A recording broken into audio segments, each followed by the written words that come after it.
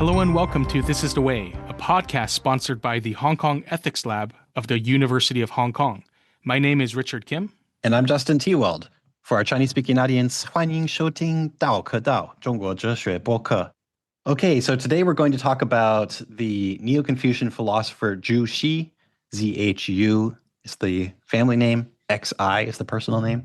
So we're going to talk about him, but more specifically, we're going to talk about his always fascinating, often moving, compelling remarks on the attitudes and states of mind that you should adopt when reading important and potentially transformative texts, like the philosophical ones that he loves, that he considers to be foundational, canonical, and such as the Analects of Confucius or the Monks of the Mencius. So it's really about reading. It's his ideas or his advice on how to read really important texts, especially philosophical texts. And he has a name, he has a term to describe this attitude that he thinks we should adopt, this state of mind, that we're going to translate as reverential attention. So that's really our primary topic. Stay tuned for that. I promise you won't be disappointed. I found that even people who come to the topic very skeptical end up just finding it interesting, at least sometimes exhilarating. But before we get to that, I wanted to seize this opportunity, Richard, if that's okay with you. I think our listeners would appreciate hearing a little bit more context about us as philosophy teachers and researchers.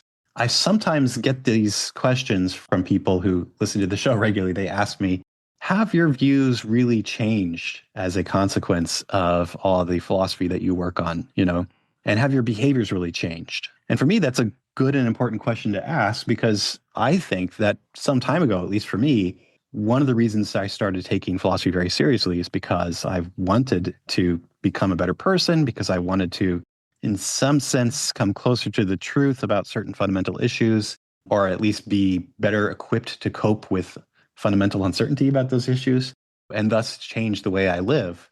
And so, there's some sense in which I wanted to read these texts, as I saw these texts as a way of improving myself, improving my life, improving my behavior, becoming a better person. And so I think, Richard, knowing you well, that the same is true for you, or at least something similar is true for you. And assuming that you started reading philosophy in earnest, a couple decades ago, is that right? I wonder, how's it going? Have you come closer to the truth? Have you changed as a person in ways that are reflected by the texts that you read? Or do you now entertain that somewhat trendy but cynical view that people bat around now and then, that your philosophical worldview is somehow downstream of other factors like your cultural values or your tribal loyalties, and thus philosophy isn't actually having a tangible, noticeable effect on your beliefs and behaviors? Right. This is a very large question. And Yeah. I think about it from time to time, since you and I both have devoted so much of our time, energy, and our life, really, to philosophy and the pursuit of it. I remember in this one interview with Bernard Williams, I think he attributed to, maybe it was Schopenhauer, I cannot quite remember, but Williams there said that traditionally there were two ultimate aims of doing philosophy. One was kind of spiritual salvation or some kind of transformation of the soul, and another is the pursuit of truth. And he notes how some ancient thinkers like Plato sought both. So Plato thought you can also purify the soul and you can become transformed and live a good life through the pursuit of philosophy. Williams himself, I remember distinctively confessing that, he was mainly just after truth. He didn't really care about the salvation of the soul. I actually, probably like you, Justin, was more interested in moral or spiritual transformation through philosophy, achieving a good human life, and so on, which, of course, you also realize requires you to also care about the truth and be oriented toward the truth. So it's interesting. I was thinking about this, and I think philosophy has transformed me in some ways for the good. I think good philosophy, reading good philosophy, listening to good philosophers, helps you to realize that there is such a thing as a kind of disciplined mode of thinking and reasoning. So there are proper modes of thinking, like careful construction of arguments, clarifying concepts, responding in an honest way to potential objections. So I think doing philosophy has helped me in this way. It's helped me to be more careful about the use of certain terms and concepts and recognize that you do have to respond to possible objections to even views that you really hold dear. So I think that's all good. So doing philosophy has really enriched my life in terms of my intellectual life for sure. The thing that I'm sort of unsure about, though, is to what extent philosophy made me a better person, which was kind of my initial impetus to some extent. I'm not sure. I'm not sure to what extent, like reading and doing philosophy, especially in more of that kind of modern mode of learning logical argumentation and teasing apart objections and looking at the validity and soundness of an argument. So all that stuff is, I think, important and good for the mind. But if we think of ethical formation and how, like, the cultivation of a good character, developing good habits and the virtues, yeah, has studying philosophy itself made me a better person? I guess I think, like, just doing philosophy when it's decoupled or separated from engaging in human life and trying to act well, right? Practice the virtues. It probably doesn't do that much. Like some of the best people I've known in my life, those who like really gave up their life for serving the homeless or abandoned children or the disabled, the elderly, those tended to be like certain like monks and nuns and priests that I've known. They weren't necessarily philosophers. I think they were just fully engaged in doing really incredible works of charity. And philosophers tend to be kind of genteel and generally kind of nice. But part of it, I wonder if it's because they kind of belong to usually like a bit more of a middle class or upper middle class, kind of like a slightly more privileged form of life where like certain cultural norms and mores. Yeah. So I'm not sure. I'm a little bit torn about the virtue or the ethical part of that, of doing philosophy. I have hope, and maybe I'll just end my point with this one last thought I had, which is maybe it partly also depends on what we think philosophy is, like how we conceive of it. If we think of it more as a kind of in the spirit of analytic philosophy, where it's kind of more of a narrow, specialized domain of thought, maybe there's not much, ethical or spiritual transformation there. But classically, I mean, it was the pursuit of wisdom, right? And certainly, as we'll talk more about later with like Zhu Xi and the Confucians, they certainly thought learning was deeply tied up with self-cultivation and becoming a good person. So maybe, the conception of philosophy matters here a lot. Yeah. Okay. So first of all, I just want to second a point that you made about the disciplined, careful thinking that philosophy offers. That part to me is so obviously true. It's like glaringly obvious, so much so that you can't deny it except by closing your eyes and looking away at the same time or something. Yeah. So my experience, even with my own students, is that they acquire some of those habits of thought and actually habits of conversation that you mentioned. For example, they develop this sense that they have an obligation to respond to the argument rather than just change the subject or something. And as every once in a while, when we have these conversations that are supposed to be philosophical or political or moral with people who didn't have that philosophical training, I noticed that like the temptation is very powerful to change the subject when the goings get tough, But what about the ethical formation, the cultivation of virtue and good character? Do you think philosophy does have that power as well? Yeah, so let me just confess right away that I'm biased. I really want philosophy to be transformative. And so I'm not content to accept your formulation of the position, Richard, that maybe it's not necessary. Well, let me put it this way. I don't think philosophy is necessary to acquire certain virtues and to acquire better habits of thought that are conducive to better ways of life. I don't think it's necessary, but I think it's highly conducive. I think done rightly, it's more likely than other forms of reflection. And the phenomenon that you're referring to, Richard, where you say, well, professional philosophers, philosophy professors and teachers, they tend to be these like genteel middle-class type people who show a certain amount of respect and courtesy and self-control, but that's just because of their class position or something. That's true just so happens that professional philosophers don't worry that much about sort of first-order questions about how you ought to live, right? The vast majority of professional philosophers specialize in something like philosophy of language or metaphysics or very specific kind of policy-oriented questions in political philosophy. So they're not exactly studying the sort of stuff that I have in mind as kind of the beating heart of the tradition as it was normally construed, So there's this longstanding view in the Hellenistic tradition, the kind of Greek and Roman tradition, that philosophy is supposed to be medicine for the soul, right? And in the Chinese tradition, certainly it's meant to be transformative. It's supposed to be this, what we're calling philosophy, is part of what you do in order to cultivate yourself and acquire virtues.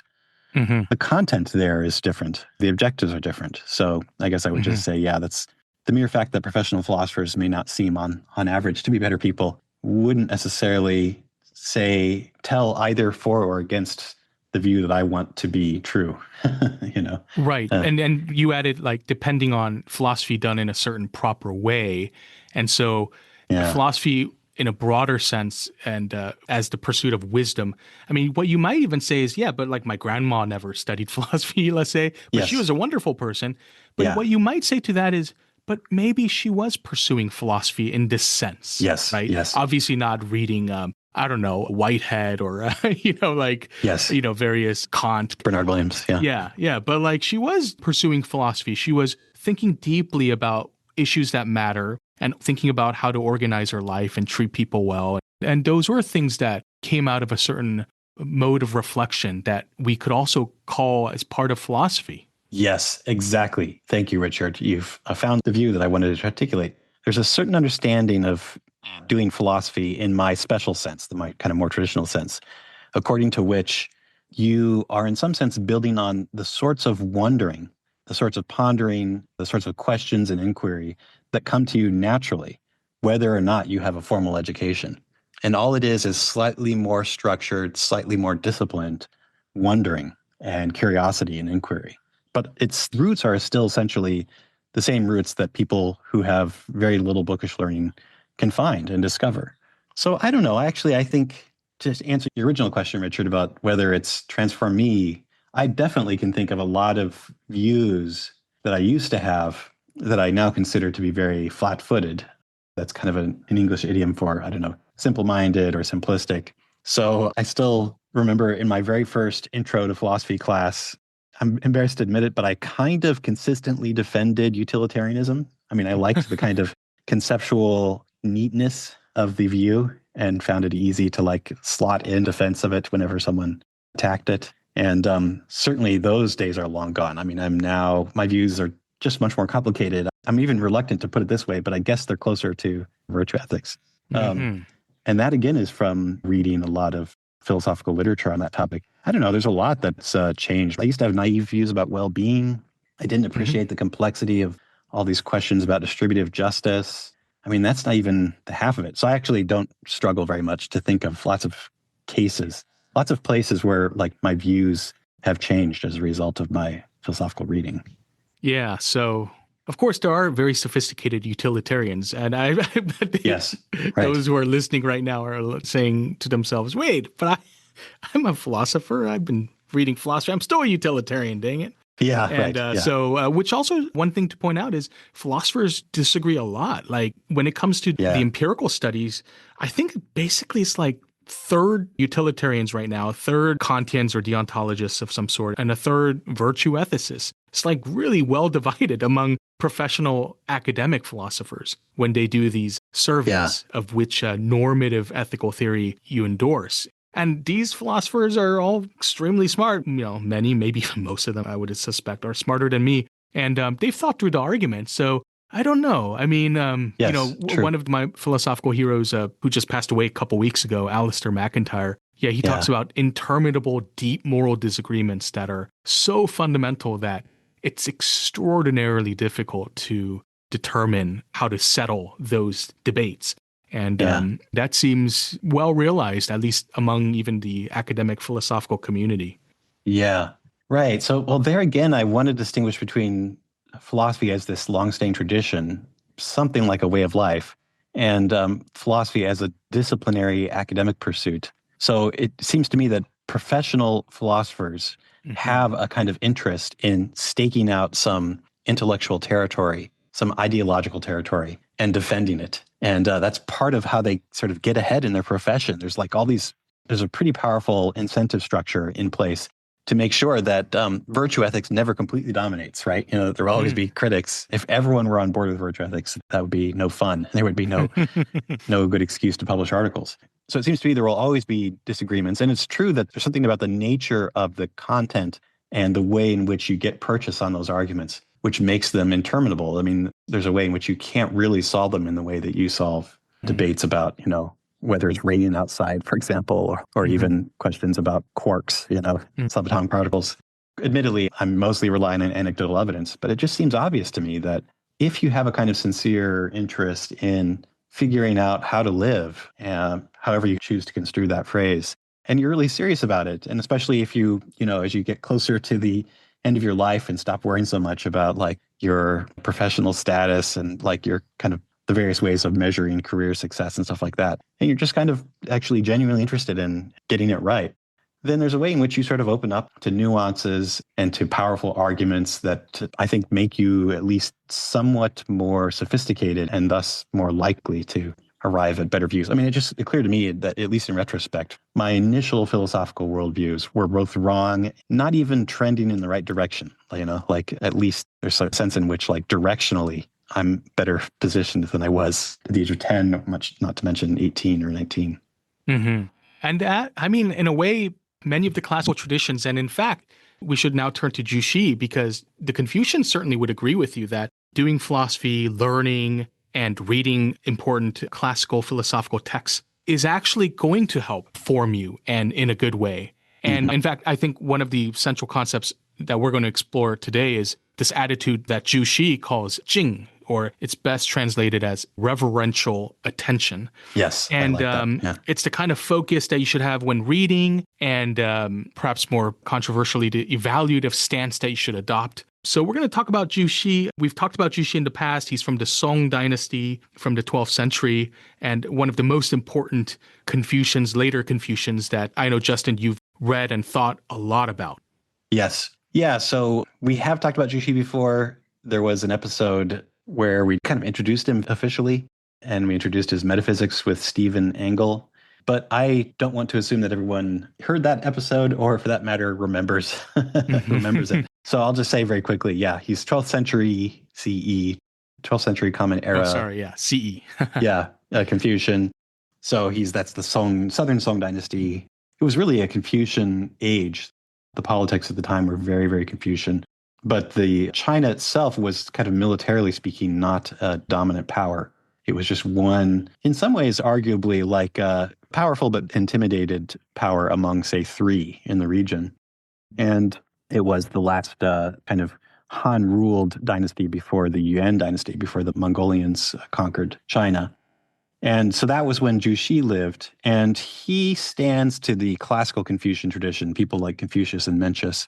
I like to say he stands to them roughly in the same way that, say, someone like Thomas Aquinas stands to Christian theology and classical Greek thought. So just like Aquinas, he cared a lot about getting very specific technical philosophical terms right, getting the claims right, defining things correctly. And so he was also saw himself as building on a kind of classical tradition that predated him by many centuries. So he was like Aquinas in that respect. That said, I have to say, having introduced him that way as kind of a technical person, today's topic is not so technical. It's rather one that we will best be able to evaluate just by consulting our own experiences in reading important texts. And that is, in Chinese, is sometimes called his du shu fa, his reading method, his method for reading texts. And he has in mind things like poetry. He's even, sometimes interested in talking about how to read history and so on. But most of what we're going to discuss today is essentially how to read philosophical texts that he sees as fundamentally important, like the Analects, the Mencius, the Great Learning, and other texts that he sees as important, and so on. So, yeah, that's the topic. And there isn't that much present-day scholarship on the topic. I don't know, like a handful of articles probably. But when I teach this material, and I've occasionally done so, I've basically never encountered a literate human being who hasn't found the material interesting. And so, as I understand it, when you read Zhu Xi, you can tell he's trying to do two things at once. On the one hand, he wants us to read these texts in a way that will ensure that we're relatively free of what I want to call subjective biases in our reading. So he's very worried about people's tendency to superimpose their own preferences or their own wishful thinking on the external world, right? So he wants people to read the Analects of Confucius or the Mencius and other important texts in order to get at some truth in which they've removed their own subjective preferences and wishful thinking, right? So there's a kind of search for objectivity in that sense. And so there's a desire to depersonalize the experience of reading, to make sure it's not too much a reflection of your own preferences. So I'm saying there's a kind of tension here, right? So on the one hand, there's that desire for so-called objectivity. At the same time, he wants to make it possible for philosophy to have a transformative effect on readers, right? which leads him to recommend techniques and approaches that make the text speak to them personally and kind of draw upon their most deeply rooted feelings and convictions. Because it's not going to be transformative in some sense unless it draws upon your most deeply rooted feelings and convictions. So in that sense, he wants us to personalize what we read. He wants us to relate it to our own lives. He wants our reading to elicit deeply felt convictions that we have. So there's, on the one hand, this desire to depersonalize when we read, and on the other hand, there's this desire to personalize when we read. And I read him as trying to find a way of threading a kind of needle between those more subjective demands to personalize and these other demands to read the text more objectively, which seem to pull in the opposite direction. So I guess that's my attempt to say succinctly one reason among many why people will be interested in Zhu Xi's comments on reading. Yeah, and the passages which I've read is so interesting and intriguing. And yeah, threading that needle and integrating both the need for subjectivity and objectivity in the way you explained very nicely there is just fascinating. And also, I think a lot of listeners will appreciate this conversation because reading is so important and perhaps, maybe more important. And I'm hoping that people are going to appreciate the need to read carefully and to absorb longer forms, especially in today's age with so much temptation with short form digital media stuff. Yeah. I think everyone's starting to realize kind of undermines our ability to concentrate and really have deeper intellectual life. So anyways, I'm really eager to discuss all this in detail, and we're going to do all of that after the intermission music. Great.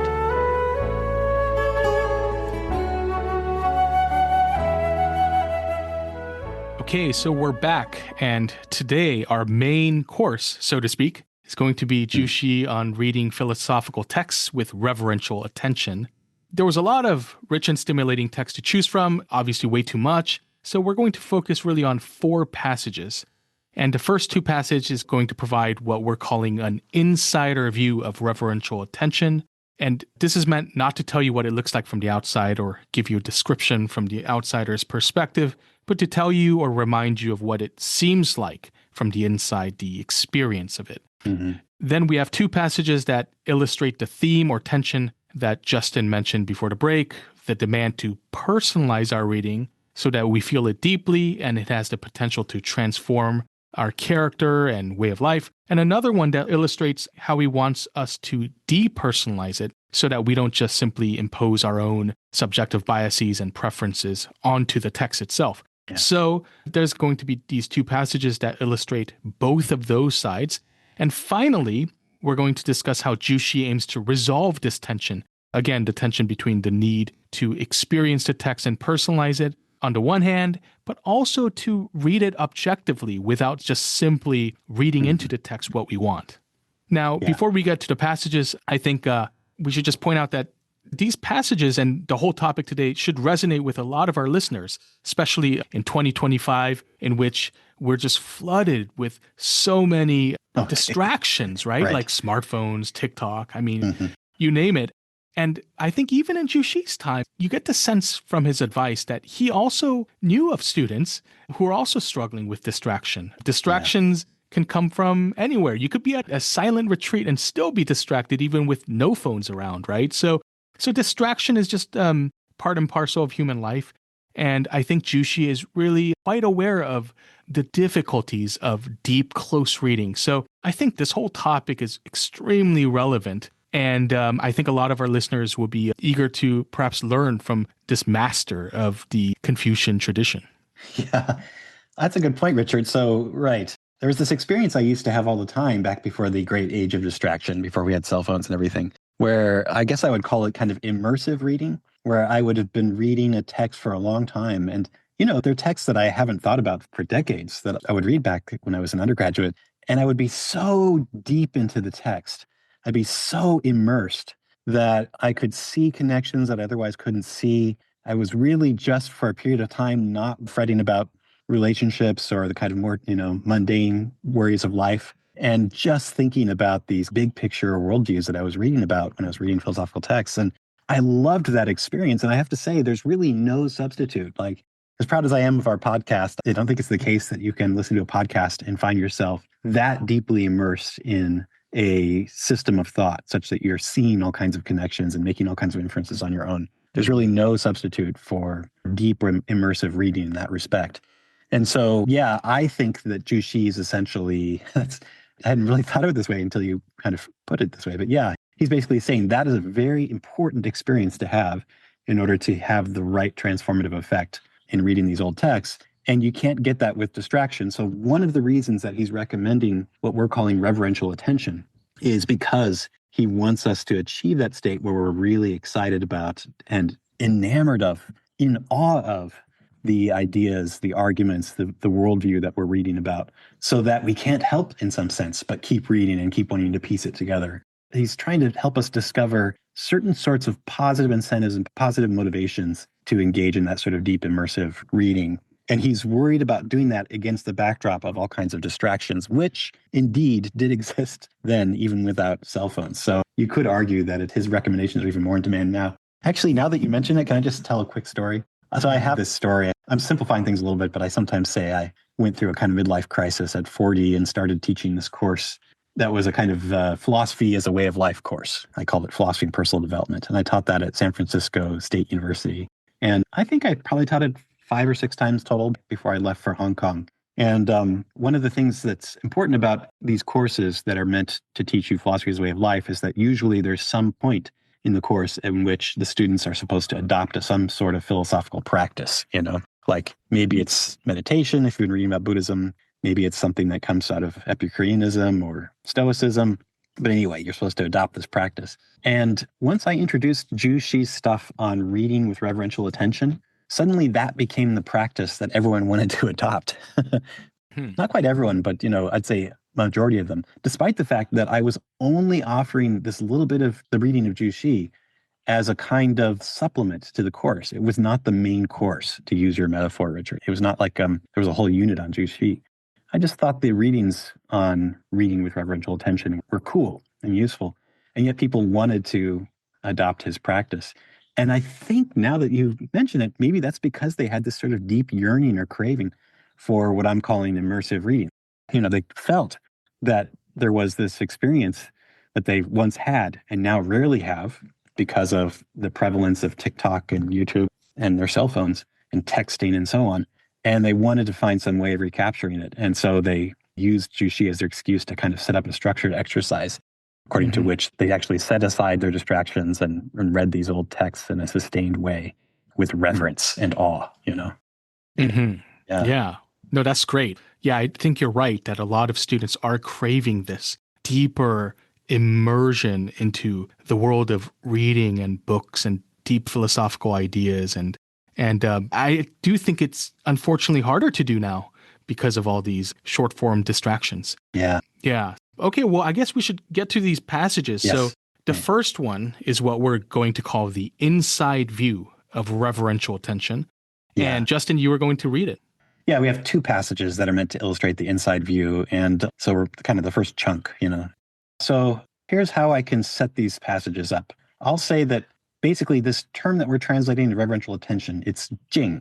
It's sometimes translated in other translations that you might come across as, inner mental attentiveness, sometimes just as reverence, not reverential attention. And there are various translations. I think it was P.J. Ivanhoe who first proposed reverential attention, and that sort of caught on. That's the translation we've used in our readings in later Chinese philosophy, and Brian Van Norden and I used, Steve Engel and I used in our book on Neo-Confucianism. So anyway, I'm not sure if I have it exactly right. I'm not sure who was the first to use that translation. But anyway, PJ used it in one of his books, and there's somewhat more of a consensus now, I think. So anyway, yeah, that's a term that philosophers in Zhu Xi's age would often talk about. There's an interest in a kind of state of mind of focus and concentration and reverence that Zhu Xi wanted to capture and describe to his students.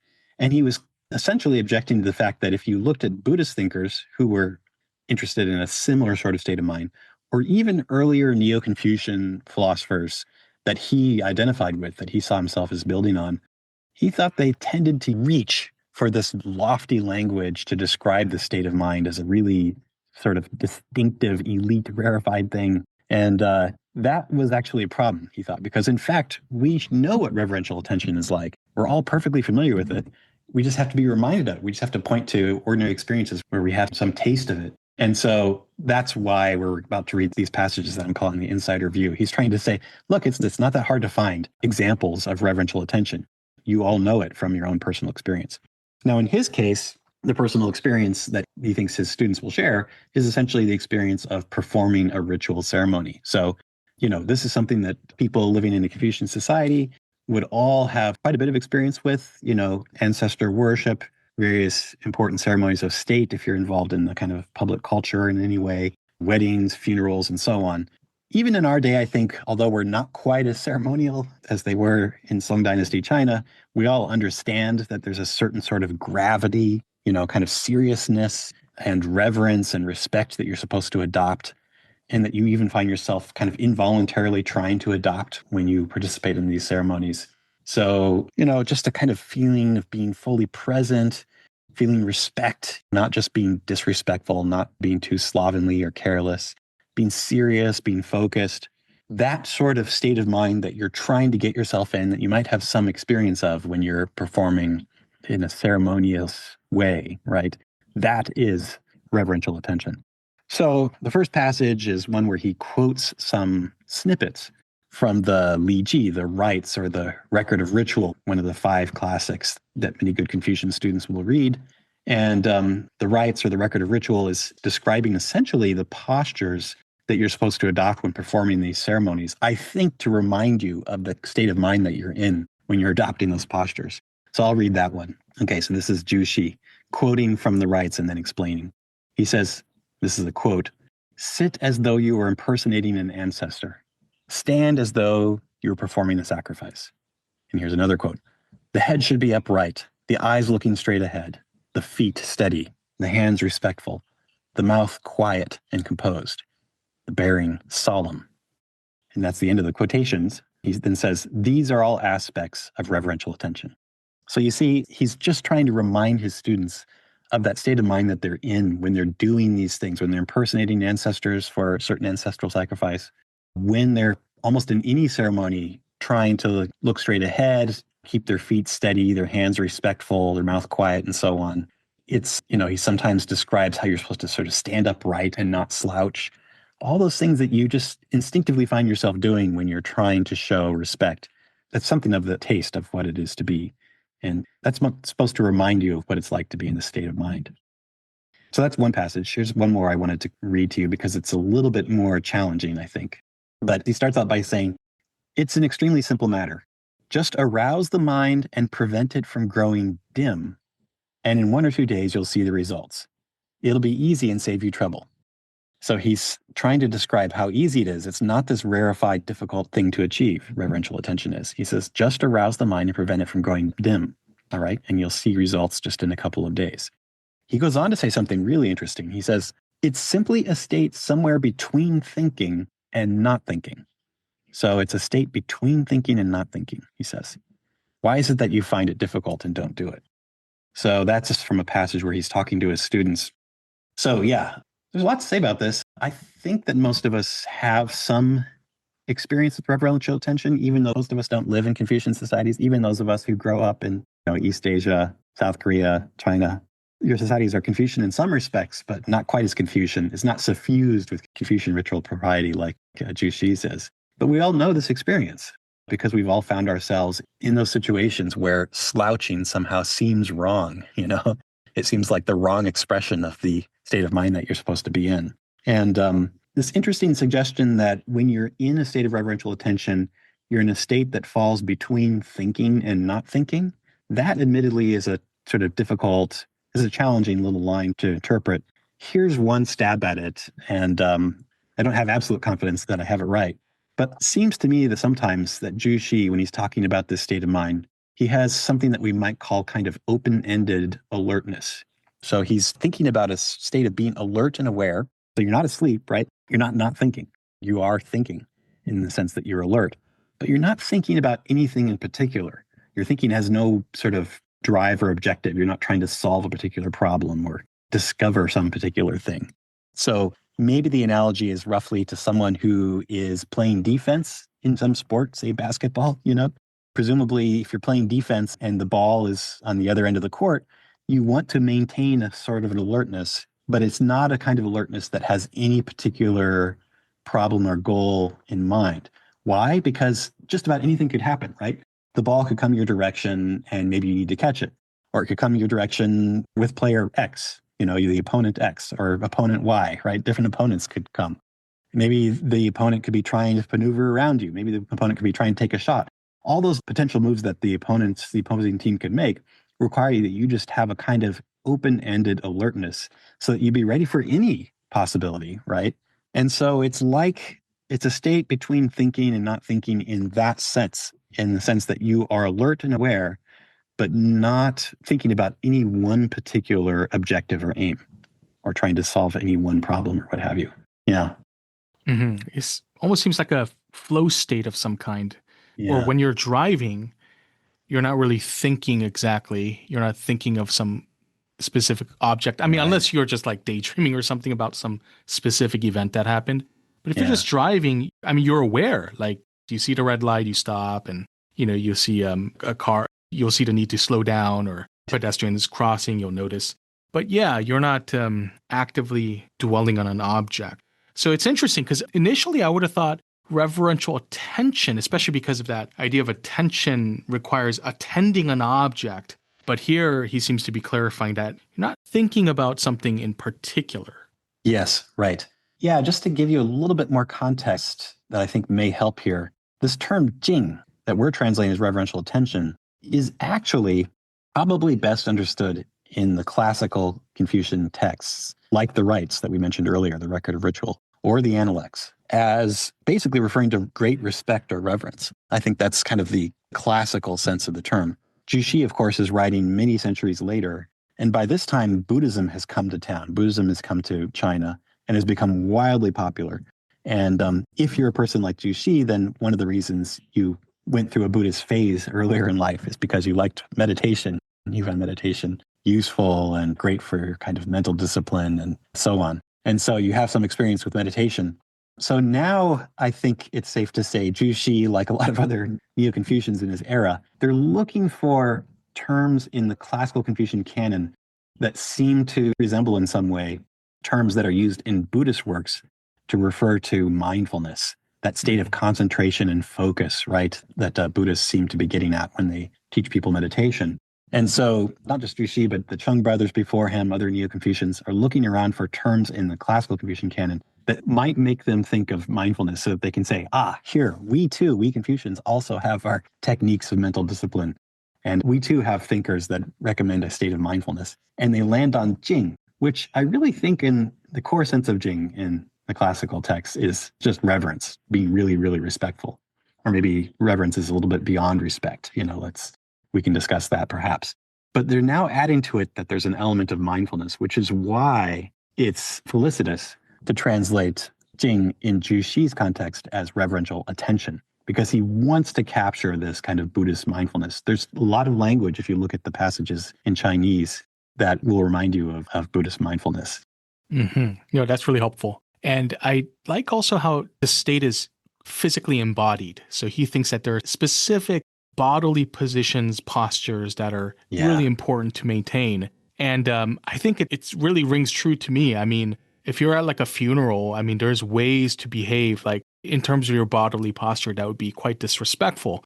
Or if you're listening to your grandfather or grandmother speak, there's ways that you're supposed to behave. And the physical embodiment matters a lot.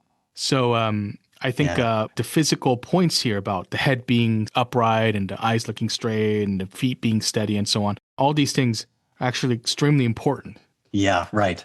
It's funny because the reason we're discussing all this attitude is basically a ritualistic attitude is because he thinks it's critical for doing philosophical reading.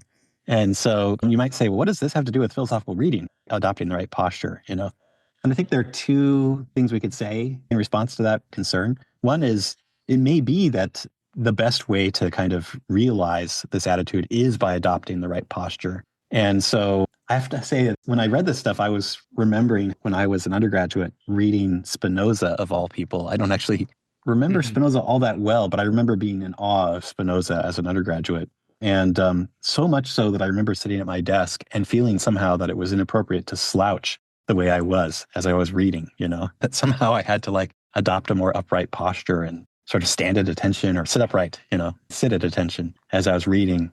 So there is this way in which there's a kind of close psychological association between your posture and adopting this attitude, I think. That's one thing you can say. The other thing is maybe one way of reading Zhu Xi on this point, if you don't think you're supposed to actually adopt the physical posture while you do your reading, is to say, well, he's just trying to remind you of the state of mind that you're in when you're performing these ceremonies respectfully. And then if you can adopt that while slouching, more power to you, The main point is for you to know, again, to know what it's like from the inside to be in this state of reverential attention. Mm-hmm.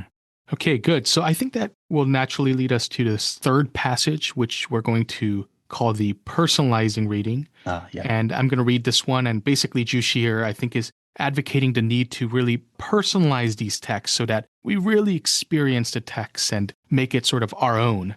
Okay, so the passage goes like this. Generally speaking, in reading, we must first become intimately familiar with the text so that its words seem to come from our own mouths.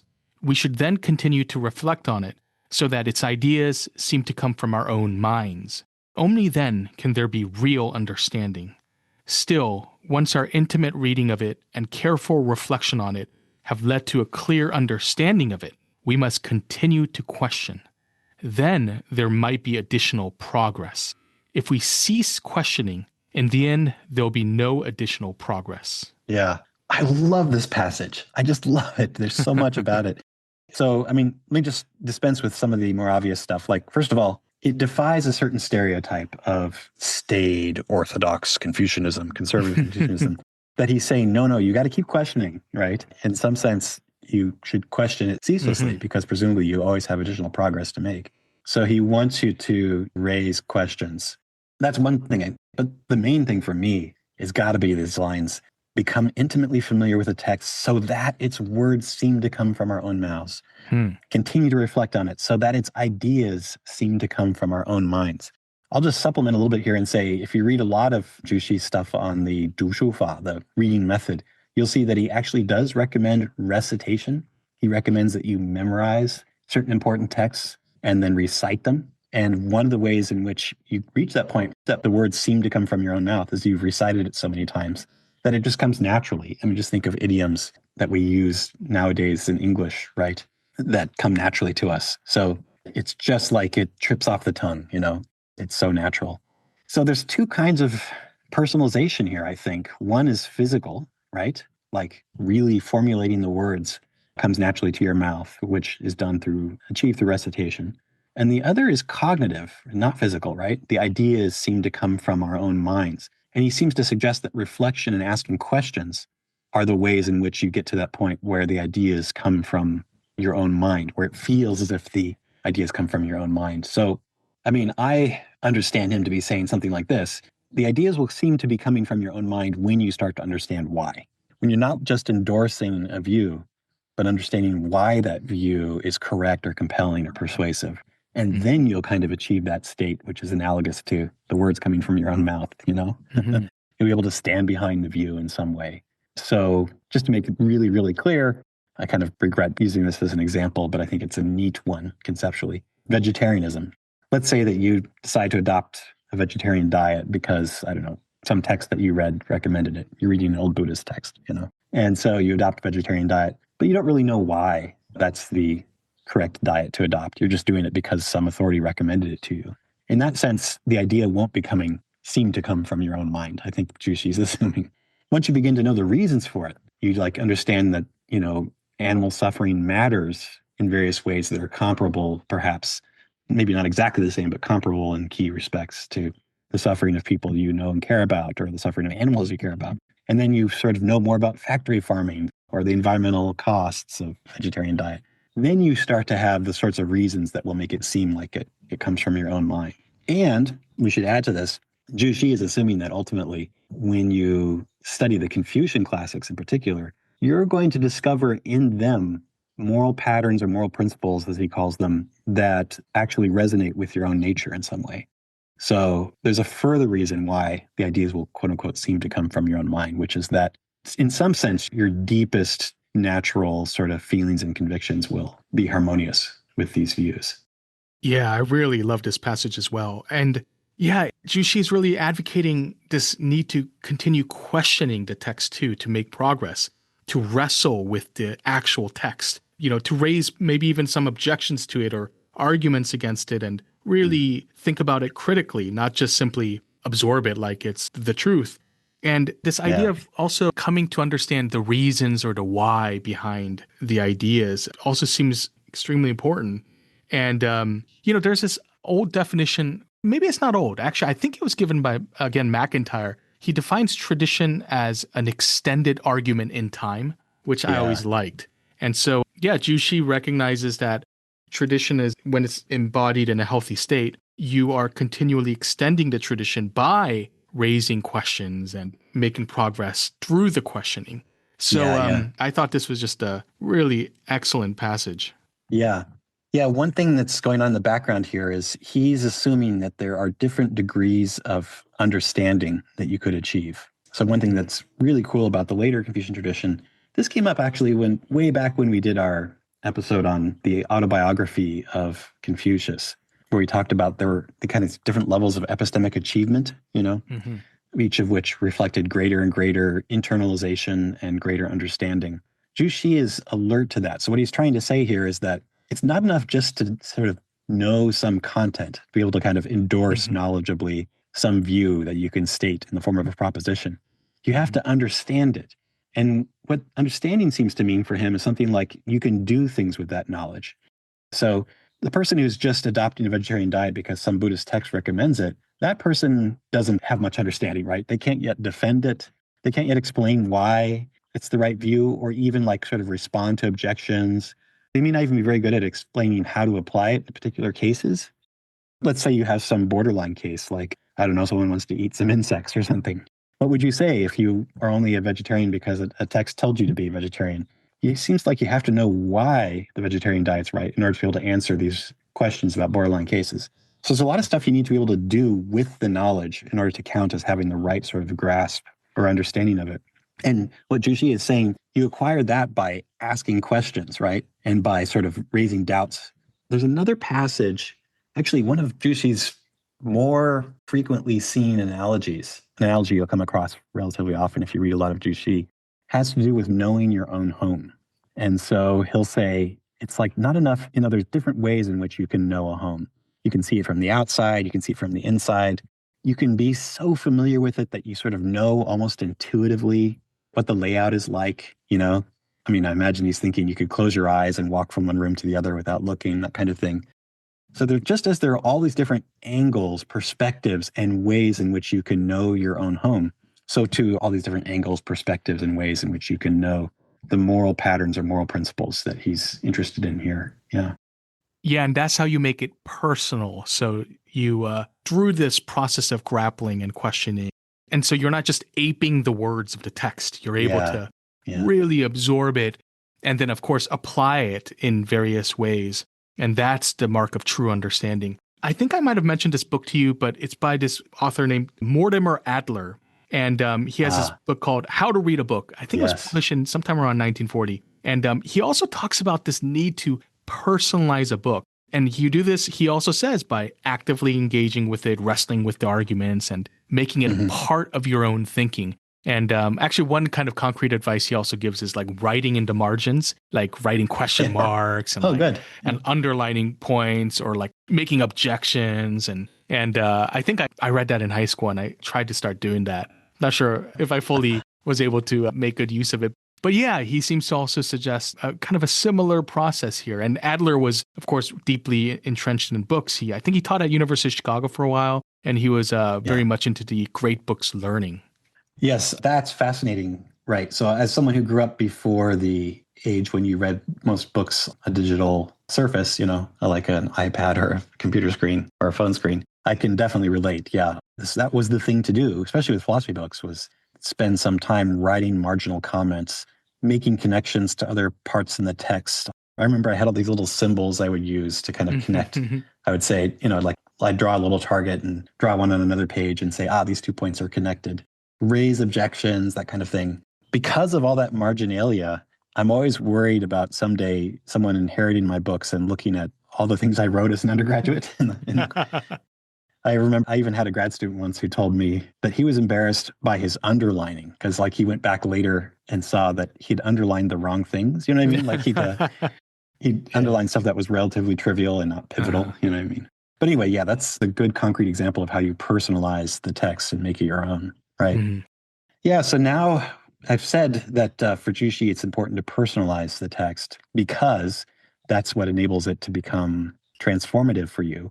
But there's this other worry about personalization, the kind of flip side of personalization, which is that the more you personalize it, the more it's going to start to conform to what you would want the text to say, right? To your preferences, to your wishful thinking, I sometimes say. That's a major worry.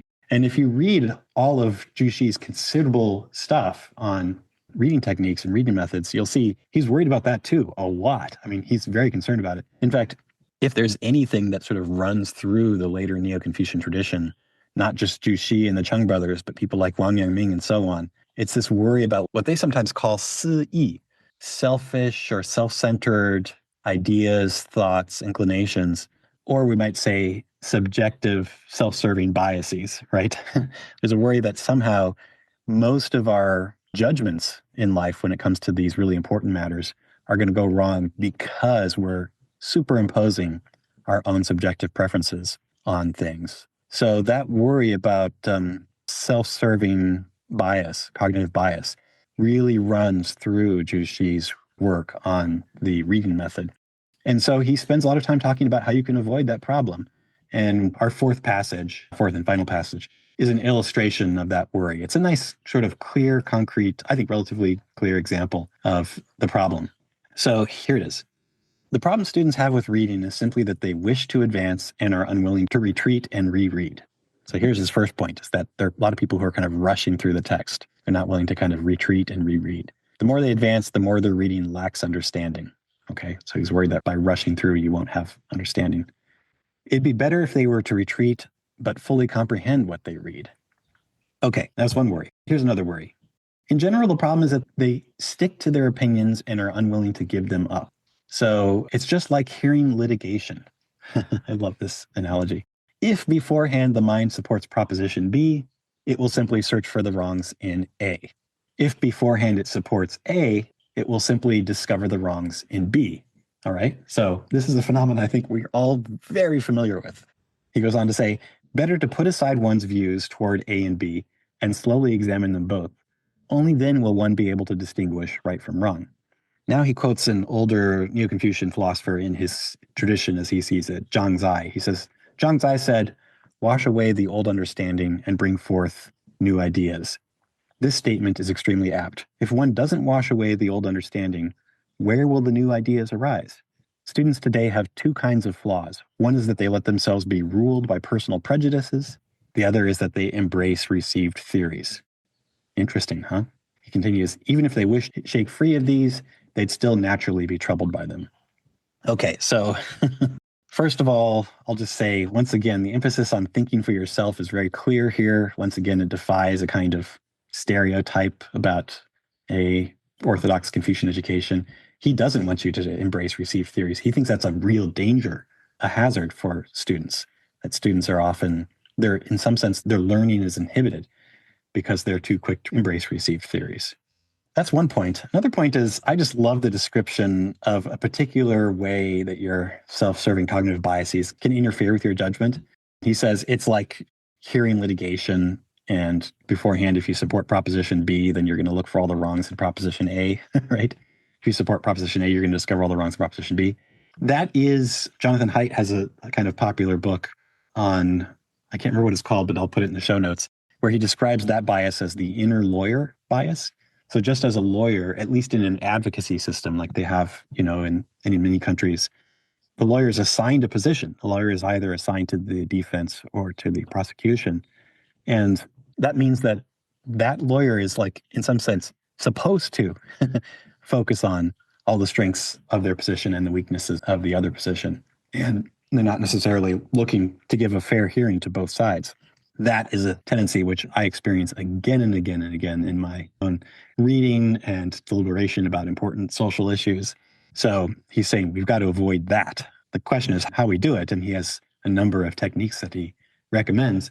The most important of which, though, is reverential attention. He thinks that if you really do approach the text with that state of alertness that's between thought and non-thought, between thinking and not thinking that he mentioned earlier, like the basketball player on the defense, being kind of alert to anything, that will help you perhaps overcome the tendency to behave like a lawyer and just look for the positions, the evidence that supports your view. I think the contemporary term here is confirmation bias. So we tend to search for or interpret and favor information that basically confirms our pre-existing assumptions. And I think we're all aware of this. You see it all the time in any kind of political discourse. And and it's amazing that Zhu Xi obviously recognizes how prevalent this is. And I guess it's prevalent in all of us. And I like this idea that reverential attention is sort of the antidote. And I guess now one thing that I want to kind of get back to is all those bodily postures, right? Keeping your feet steady, keeping your gaze in straight direction, all that stuff. I guess the thought is something like, look, when you're really examining the text, you're supposed to take a kind of a more of a neutral or impartial perspective and really learn from it. And so I guess the reverential attention helps to kind of remove or shed some of the ego, perhaps, some of the self that's going to creep into any reading of the text, and where you start projecting onto the text your whims or desires and wishes. And rather than really coming to a serious objective understanding of the text itself. Yeah, so I find this incredibly illuminating. Yes. Yeah, exactly. So reverence, this idea of reverence is, the reason that the word is apt, I think, is because it implies that you hold some object that is in some sense external to you and in some sense beyond your control, right? Kind of beyond your power to manipulate. In awe, you see it as this really sort of, as this great object of respect.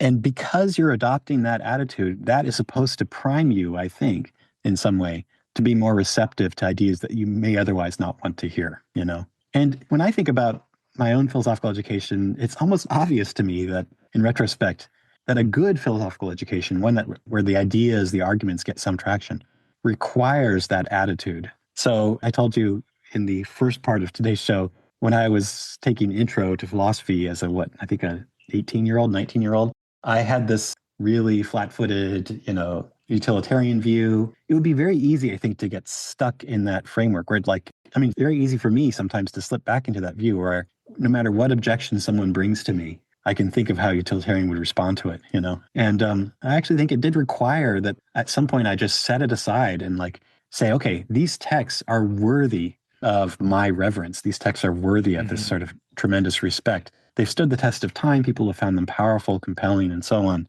Not just some people, but, generations and generations of people, in some cases over centuries. And, they've earned it in some sense. Maybe they've even earned it for me. Like I said, for Spinoza, the sort of coherence and harmony of his worldview was awe-inspiring. And so once you do that, once you're sort of in awe of the text, I think that's supposed to help. But that's the reverence side. That's how the reverence part of reverential attention is supposed to help. I also think the attention side is supposed to help. The attention has to do with focus, concentration, mindfulness. And there's a lot of texts that we're just not reading because we can't do it all, where Zhu Xi talks about the importance of focus. Remember at the very beginning, he did say one problem students have is that they're always trying to advance and they don't want to retreat and reread. He says this in various different ways.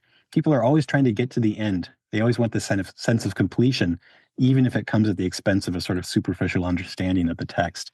So he's encouraging people not to be so goal-oriented, not to worry about getting to the end.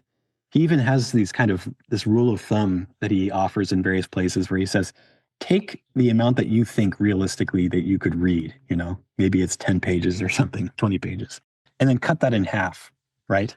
It's so important for him that you not rush the process, that you estimate downward the amount of reading that you can do.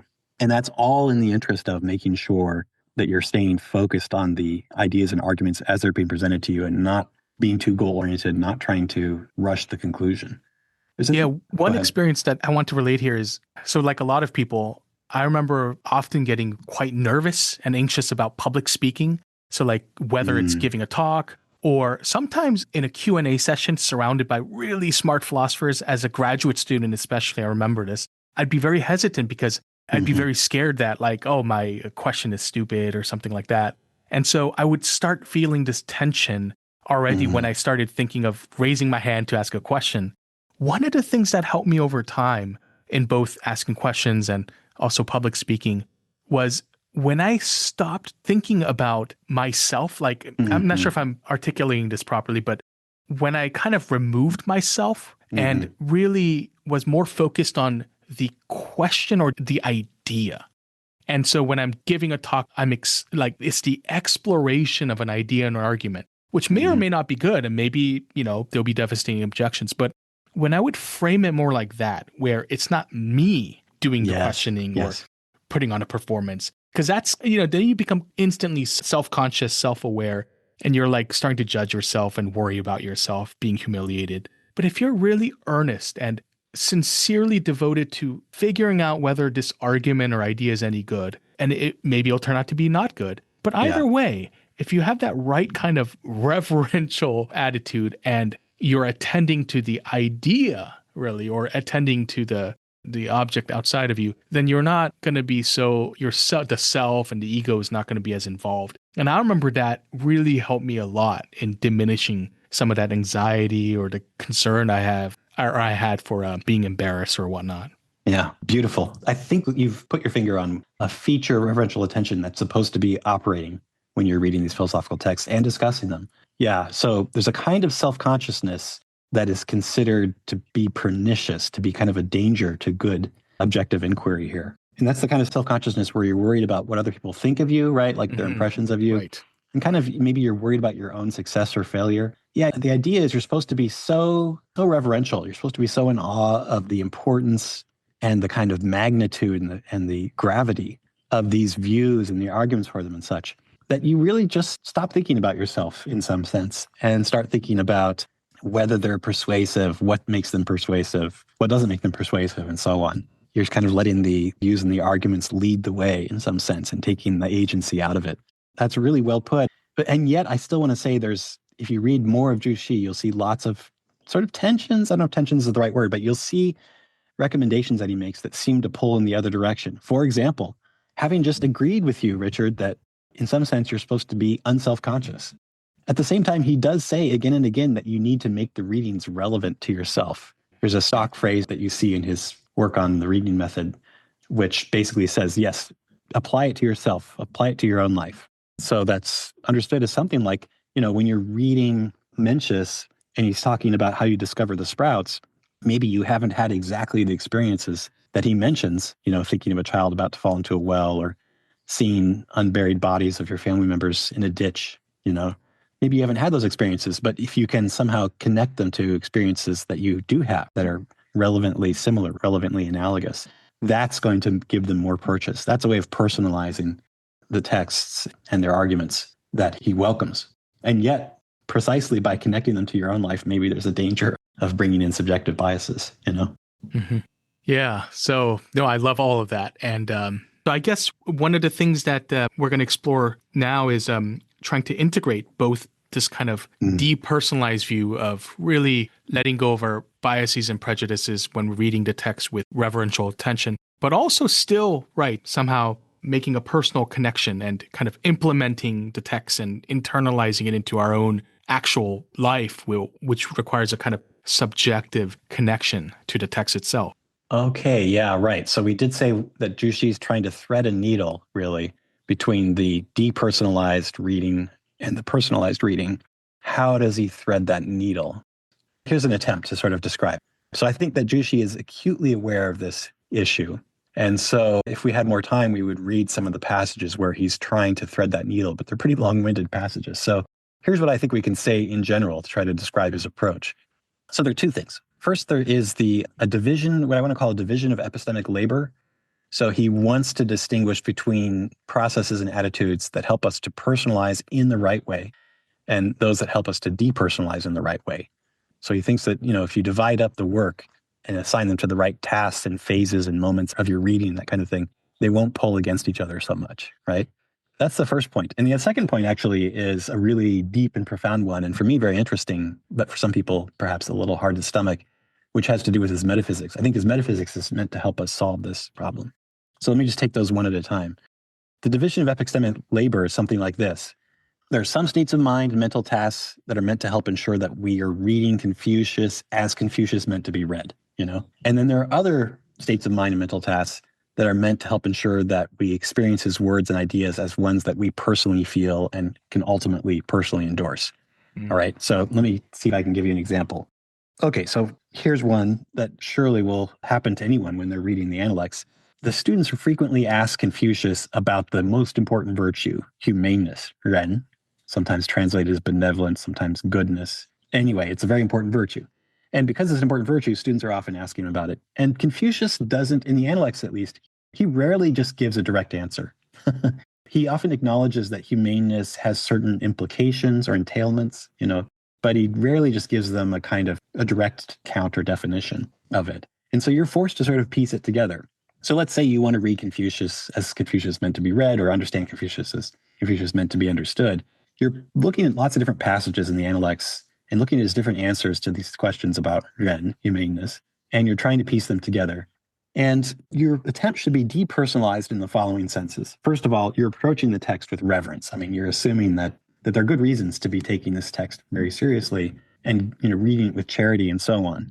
And moreover, you don't just think that, but you feel it. You feel great awe. The text in some sense and the tradition represents inspires you with awe, with reverence, right? So that's supposed to help you maintain a more objective view and not sort of impatiently impose your own preferences and views on it. Quickly find fault with it or read whatever you want into whatever you prefer, your own personal preferred moral worldview into the Analects. So that's one way. Another thing you're supposed to do, he says, is be patient. He describes it sort of as like waiting at a crossroads for someone else to show up. You're supposed to adopt the attitude of someone who's waiting at a crossroads for the sort of intentions, the inclinations, the intended meanings of the sages to show up. And before they arrive, you shouldn't necessarily try to rush it. You shouldn't sort of like hastily declare that you've now understood what they meant. I think he's assuming that there's this kind of moment where you say, now it all fits together in such a way that I feel like I really understand Confucius as he meant to be understood. Mm-hmm. That's interesting. There's a sort of assumption, hypothesis that I think is probably right to a certain degree, that you'll know it when you see it, that like things will fit together in such a way that you'll really feel like it's now Confucius's intended meaning that you're grasping and not your own. So anyway, those are different tasks, but those are the ones that are meant to depersonalize it in some way. And yet there are these other tasks that are meant to personalize it, which I think he thinks just don't have a deep, ineliminable tension with the depersonalizing tasks. Don't necessarily work against the sort of attitudes and tasks that we undertake when we're trying to depersonalize. So one of them is, he says, you're supposed to be intimately familiar with the text by memorizing it and reciting it. So, I mean, I suppose there are some worries that by the time you've memorized a text and recited it so many times, you now kind of feel like you own it. But he seems to think it's possible for you to know a text that well and still able to kind of assess it from some distance with some sort of objective balance or equanimity. So that's one thing you're supposed to do. Another thing is, you see again and again, he encourages people to question, right? To raise questions, to raise challenges about their interpretations and about the views that you ultimately attribute to the text. So that's one thing that you can do, even if you endorse a view, right? You can continue to raise questions. So I guess what I'm saying is, he's just not so convinced that just because he's encouraging readers to personalize in various ways and depersonalize in other ways, that these methods meant to personalize and depersonalize are working against each other. He thinks that they can work in harmony so long as you are sort of careful to divide the labor to the appropriate phase and parts of the mind, parts of the interpretive process. Okay, so that's one thing. Now, here's the big bite to chew and digest if you want to understand Zhu Xi. Zhu Xi has a metaphysical view about the ground in the sources of good ethical judgment that a lot of people nowadays find to be challenging because it seems to presuppose a pretty heavy-handed metaphysics. I know PJ Ivanhoe sometimes uses the phrase high-flying metaphysics. So just as scholars of Western philosophy sometimes complain about Plato, Plato has these really interesting views about the grounds of, the sources, ultimate sources or grounds of judgments about justice or goodness, which they sort of bottom out in these claims about the forms as these transcendent objects that exist in some sense in a kind of heaven. Maybe, depending on how literally you read him, you're supposed to sort of see them between lives, and you have glimpses of them in the past and can glimpse them again.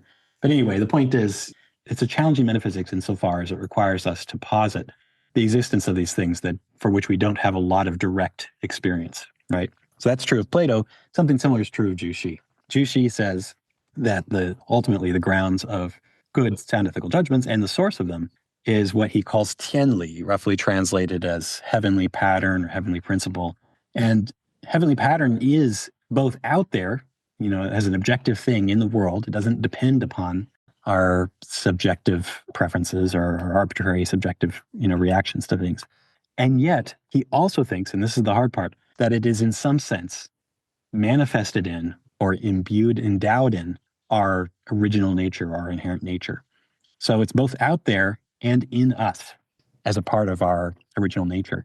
And that's why he's confident that at the end of the day, after you've read the classical Confucian texts, which he thinks successfully elicit thoughts about the moral patterns that are in heavenly pattern itself, he thinks that we'll discover that in some sense, they appeal to us deeply in a way that really resonates with our own inherent nature. So there are some very quotable passages in Zhu Xi's work on the reading method where he says, there's a point at which you're relying on commentaries in order to understand the classics, but ultimately you stop relying on those commentaries and you can just understand the classics themselves. He says, similarly, by analogy, there's a point in which you can stop relying on the classics and just relying on your own intuitive, direct grasp of the moral patterns. So isn't that interesting? At the end of the day, he thinks that you will discover through these classics texts that you yourself can endorse for your own reasons, on your own grounds, on your own authority.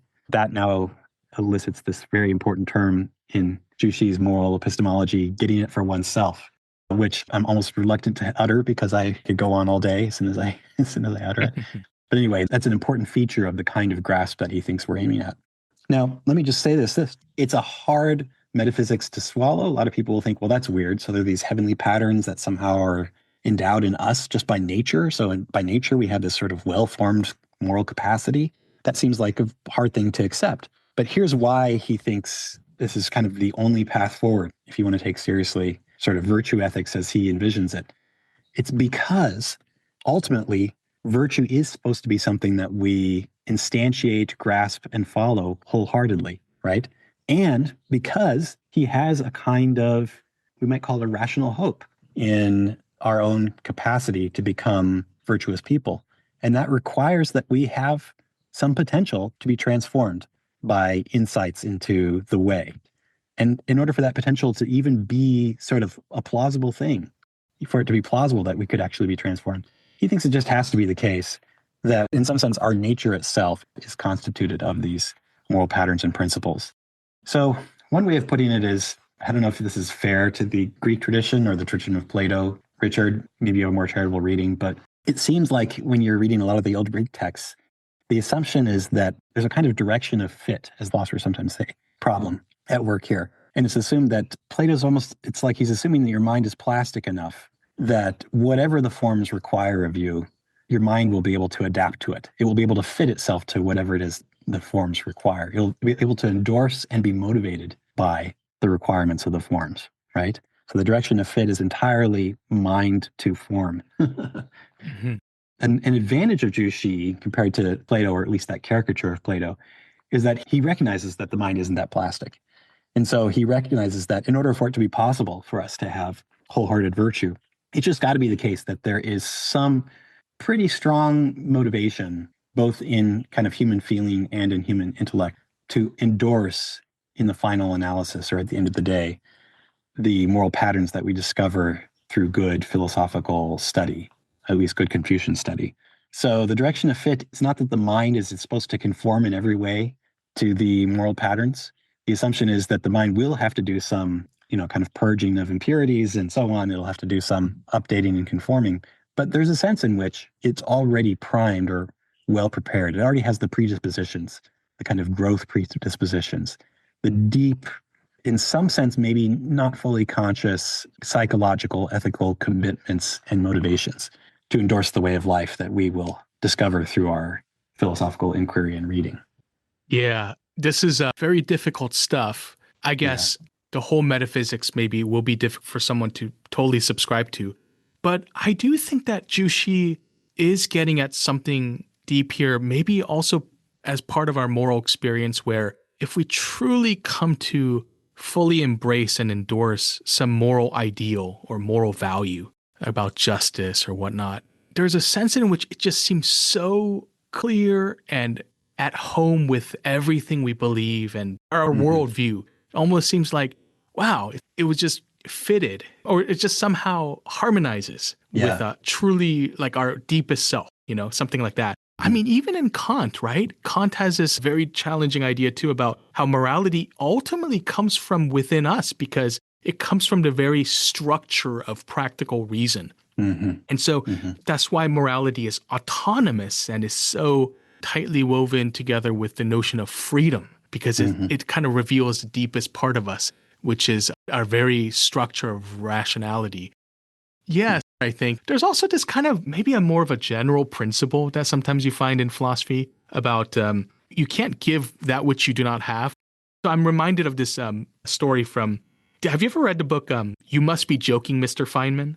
It's about this physicist, famous Nobel, I'm not sure if he won the Nobel Prize, but I think he was a Nobel laureate at least. And anyways, he was a great physicist. Richard Feynman, when he was young, he heard of this painter who can create like the color yellow by mixing, I forgot what two colors, like green or blue, or two colors that Feynman was confident could never yield this color yellow because of the physical properties, because, he knew how the wavelengths worked and so on. So he decided to go pay a visit to this painter. And he said, oh, show me, like, how do you create this yellow out of these two colors? I just don't see how it's possible. And so the story goes, the painter's like, fine, I'll show you. So he takes the two colors and he starts mixing, let's say, the green and blue. And he starts mixing it. And Feynman's like, wait, I don't see the yellow here, And then finally, the painter says, it just needs to be sharpened up with just a tiny bit of yellow.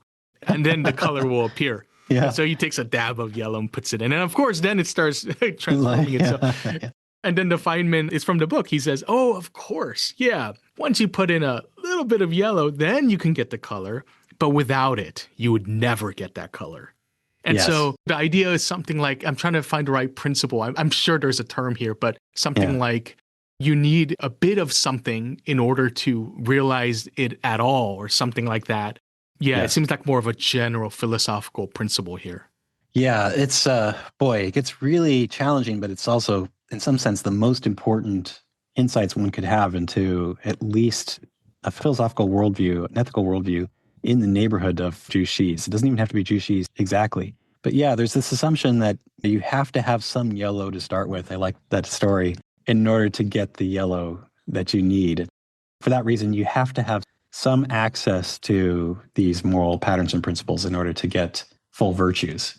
Now, the idea here, I mean, what I would lean toward is more like something like Mengzian or Mencius's view of human nature as being constituted by something like certain moral sprouts or seeds. Yeah. Where it gets tough is he thinks the full, complete virtues are already in you in a way, right? Exactly. And that's what makes the view much more difficult, I think, rather than it involving something like incipient inclinations or the seeds of morality that needs to be grown. Yeah, exactly. Right. So the thing that's hardest to swallow in Zhu Xi's view, I think, is that he thinks that our capacity to make good ethical judgments is, in some sense, already fully formed, or at least really, really well formed and mature in us. And it's only due to what he calls selfish or self-centered desires, selfish or self-centered ideas, that we don't have access to it. And education, including this kind of more bookish learning that he's recommending, is meant to help us overcome those self-serving biases, self-serving desires, so that we can then sort of see something that, in a sense, we already had a capacity to understand. We can grasp something that we already had a capacity to grasp. And the idea that it's already well-formed or fully formed, that capacity, is, for many people, just not plausible. And so I like the way you put it, Richard. Maybe the solution is to go back to Mencius. Mencius doesn't say it's well-formed. But he says it's there in a kind of immature or nascent form as sprouts, standing as sprouts do, or maybe we'd say seedlings to the mature plant. So that, as it happens, is exactly the position that my favorite later Confucian, Daizhen, Daizhen, 18th century Confucian philosopher, defends. He has this really interesting stuff where he says, the thing that these later Confucians, so-called Song Confucians like Zhu Xi, were right about, essentially, is that you have to have some moral knowledge to begin with in order to acquire new, more mature moral knowledge. Just like you say, Richard, you have to have some yellow paint in order to come up with a new mixture of yellow, it turns out. Daijun has interesting analogies for that. But anyway, the point is, if you take that to be true, and for him, that's because in some sense, all moral knowledge is just more sophisticated versions of our kind of natural knowledge. Certain ideas that we have to grasp by nature or intuitively in order to grasp the more sophisticated versions of them.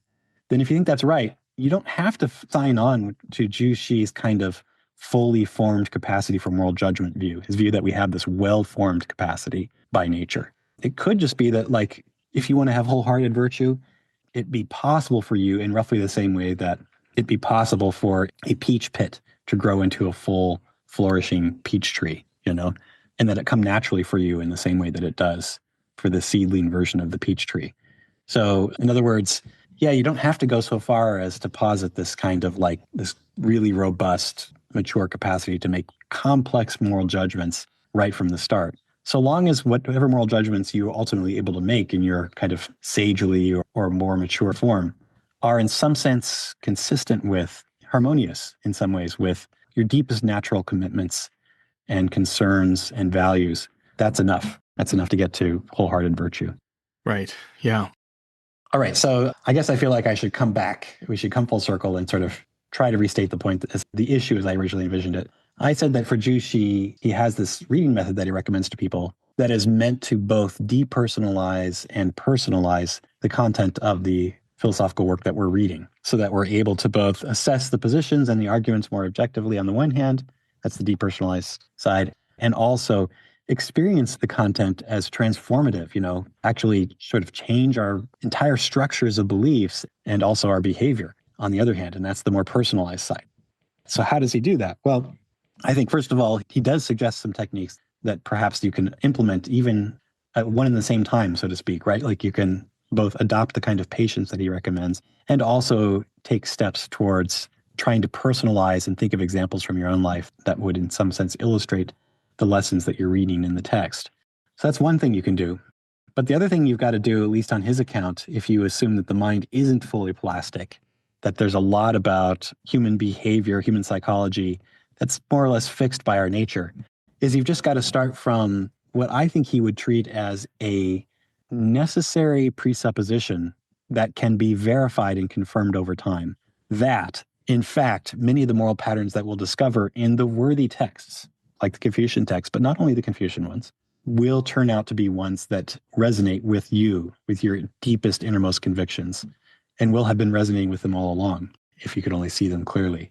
So it turns out that for Zhu Xi, one of the solutions to that problem is to bring in a kind of metaphysics according to which the objective grounds for our moral norms, what he calls heavenly pattern, and the sort of objective source, is manifest in our own nature.